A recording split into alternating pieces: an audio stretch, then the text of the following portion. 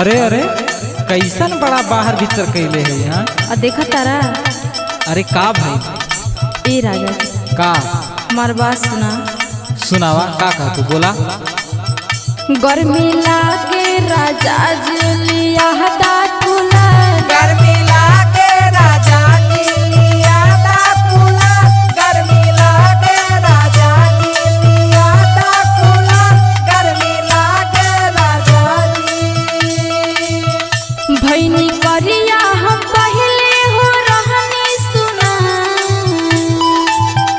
भैनी करिया हम पहले हो रहनी सुना। गर्मी लागे राजा जी लिया दा तुला। गर्मी लागे राजा लिया दा तुला।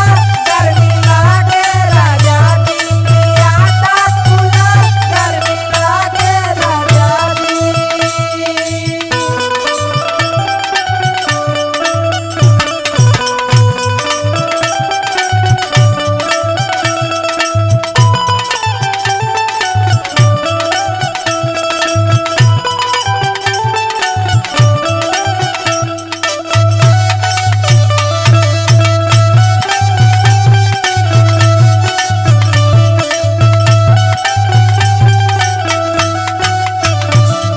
अच्छा ये बात है। हाँ हो इतने ना और सुना। गर्मी से राजा है खराब होता ब्यूटी। खराब होता ब्यूटी। खराब होता ब्यूटी। खराब होता ब्यूटी। खराब होता ब्यूटी।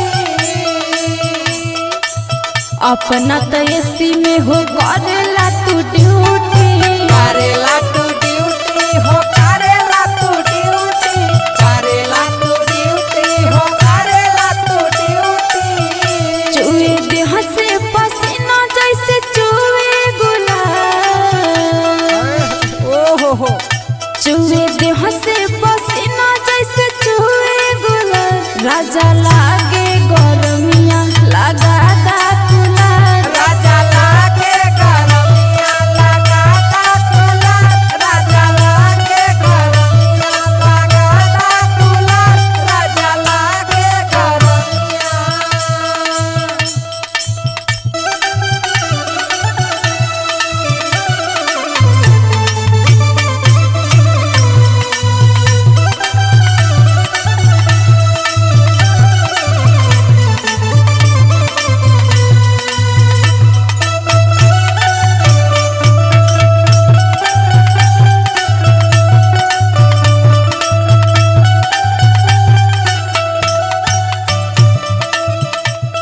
सुना तारा।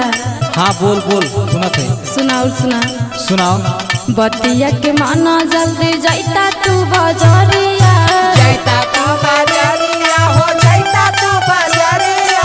जैता तू बाजारिया हो। जैता तू बाजारिया। लेके आवा नगद चाहे लावा तू धरिया। लावा तू धारिया हो। लावा तू धारिया। लावा तू धारिया हो। लावा तू धारिया।